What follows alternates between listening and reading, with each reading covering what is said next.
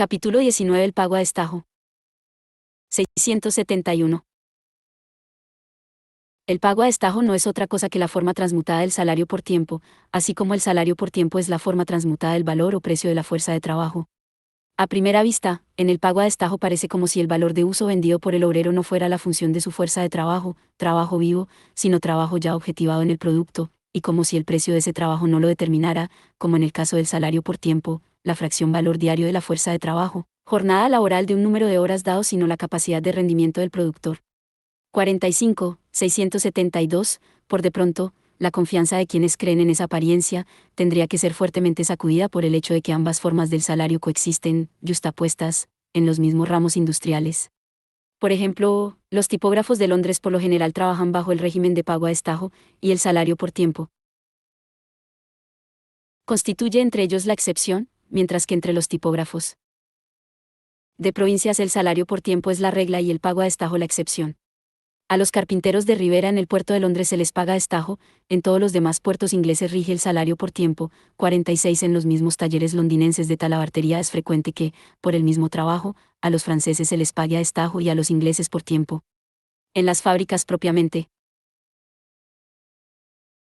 dichas, donde el pago a destajo predomina de manera general, diversas funciones laborales se sustraen por razones técnicas a ese tipo de medición y consiguientemente, se las remunera por tiempo. 47, 198, en sí y para sí es claro, sin embargo, que la diferencia de forma en el pago del salario no modifica nada en la esencia de este, aun cuando una forma pueda ser más favorable que la otra para el desarrollo de la producción capitalista.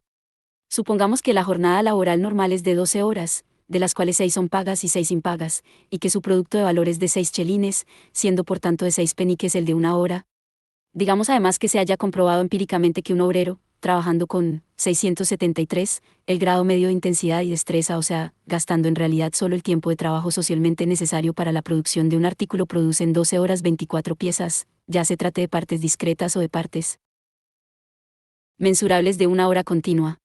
De esta manera, el valor de esas 24 piezas, descontando la parte de capital constante contenida en ellas, es de 6 chelines, y de 3 peniques el valor de cada pieza singular. El obrero percibe 1,5 peniques por pieza y gana así 3 chelines en las 12 horas. Así como en el caso del salario por tiempo es indiferente decir que el obrero trabaja 6 horas para sí mismo y 6 para el capitalista, o que de cada hora trabaja la mitad para sí mismo y la otra mitad para el capitalista. Aquí también tanto a decir que de cada pieza singular la mitad está paga y la mitad impaga, o que el precio de 12 piezas solo reemplaza el valor de la fuerza de trabajo, mientras que en las otras 12 se corporifica el plusvalor. La forma del pago a destajo es tan irracional como la del salario por tiempo. Así, por ejemplo, mientras que 2 piezas de mercancía, una vez descontado el valor de los medios de producción consumidos en ellas, valen 6 peniques en cuanto producto de una hora de trabajo, el obrero percibe por ellas un precio de 3 peniques. En realidad, el pago a destajo no expresa directamente ninguna relación de valor. No se trata de medir el valor de la pieza por el tiempo de trabajo encarnado en ella, sino, a la inversa, de que el trabajo que ha gastado el obrero se mida por el número de piezas que ha producido. En el salario por tiempo el trabajo se mide por su duración directa, en el pago a destajo, por la cantidad de productos en que se condensa el trabajo durante un tiempo determinado. 48. El precio del tiempo mismo de trabajo está determinado, en último término, por la ecuación, valor del trabajo diario igual a valor diario de la fuerza de trabajo. El pago a destajo, pues, no es más que una forma modificada del salario por tiempo. Consideremos ahora algo más de cerca las peculiaridades que caracterizan el pago a destajo. La calidad del trabajo está controlada aquí por la obra misma, que debe poseer la calidad media para que se pague, 674, íntegramente el precio de cada pieza.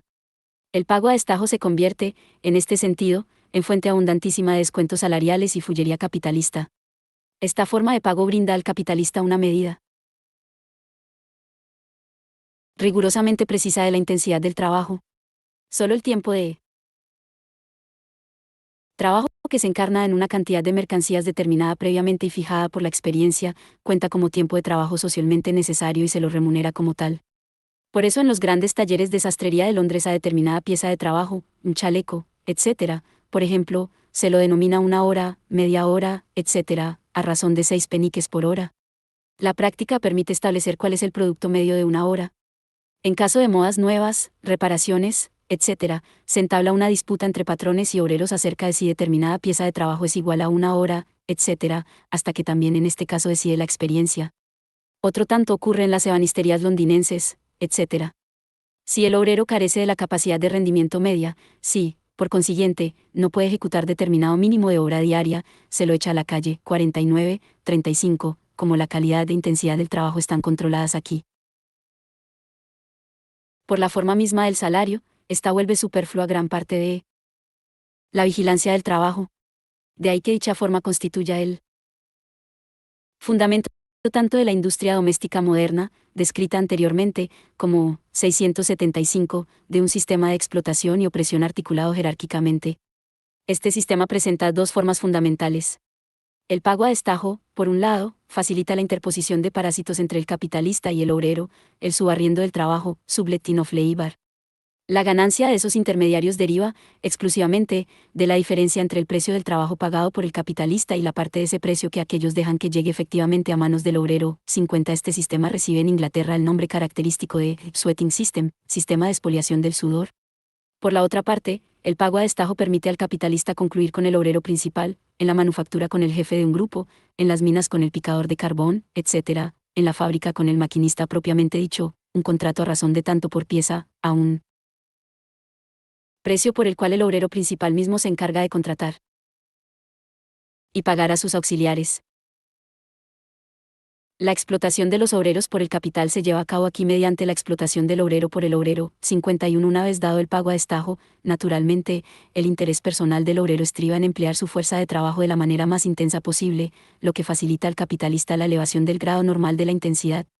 51 bis. El obrero, asimismo, está personalmente, 676, interesado en prolongar la jornada laboral para que de esta manera aumente su jornal o su salario semanal. 52. Se produce de esta manera la reacción ya descrita en el caso del salario por tiempo, aun prescindiendo de que incluso si se mantiene constante la tarifa del pago a destajo, la prolongación de la jornada laboral implica en sí y para sí una merma en el precio del trabajo.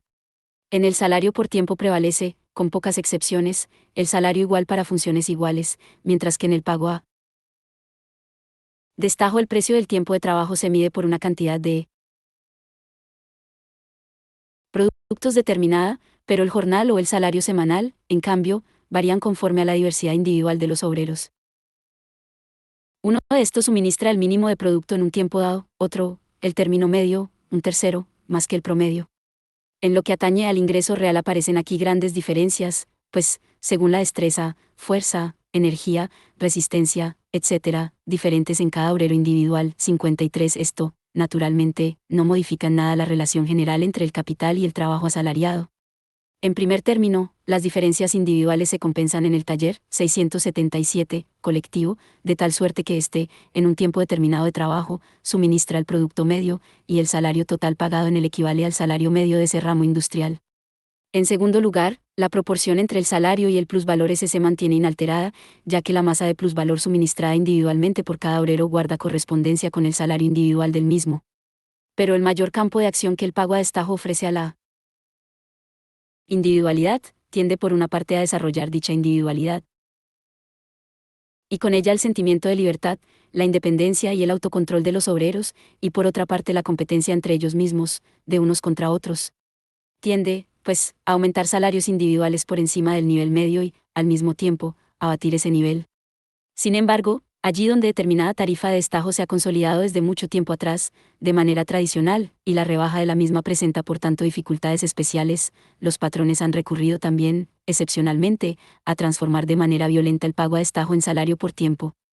A ello obedeció, por ejemplo, la gran strike, huelga, de 1860 entre los tejedores de cintas de Coventry.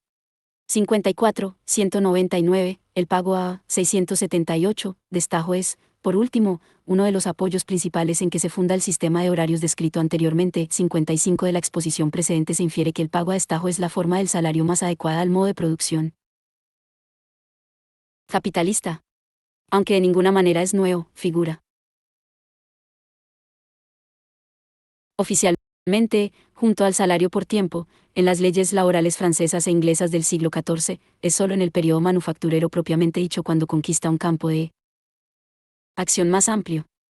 En la época fermental y turbulenta de la gran industria, o sea entre 1797 y 1815, sirve de palanca para prolongar la jornada laboral y abatir el salario. Un material muy importante para estudiar el movimiento de los salarios durante ese periodo se encuentra en los libros azules Reportant Evidence from the Select Committee on Petitions Respecting the Corn Laws, legislatura de 1813 a 1814, y Reports from the Lords Committee on the State of the Grout, Commerce, and Consumption of Grain, and the Laws Relating thereto, periodo de sesiones 1814 a 1815. Encontramos allí las pruebas documentales de la baja continua experimentada por el precio del trabajo desde el inicio de la guerra antijacobina. 200. En la tejeduría, pongamos por caso, la tarifa del destajo había caído tanto que el jornal, a pesar de la muy considerable prolongación de la jornada laboral, era ahora inferior al que imperaba antiguamente. El ingreso real del tejedor es muchísimo menor que antes. La superioridad de este obrero con respecto al trabajador común, que antes era muy grande, casi ha desaparecido por completo.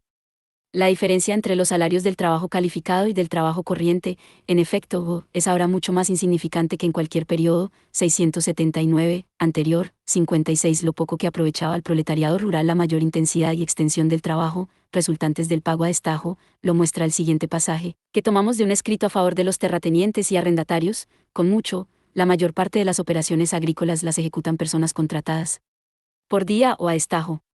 Su salario semanal asciende a 12 chelines, poco más o menos, y aunque cabe admitir que trabajando a destajo, sometido a un estímulo mayor, un hombre gana un chelín o quizás 2 chelines más que cuando se le paga por semana, se llega sin embargo a la conclusión, al calcular su ingreso global, que la pérdida de ocupación en el curso del año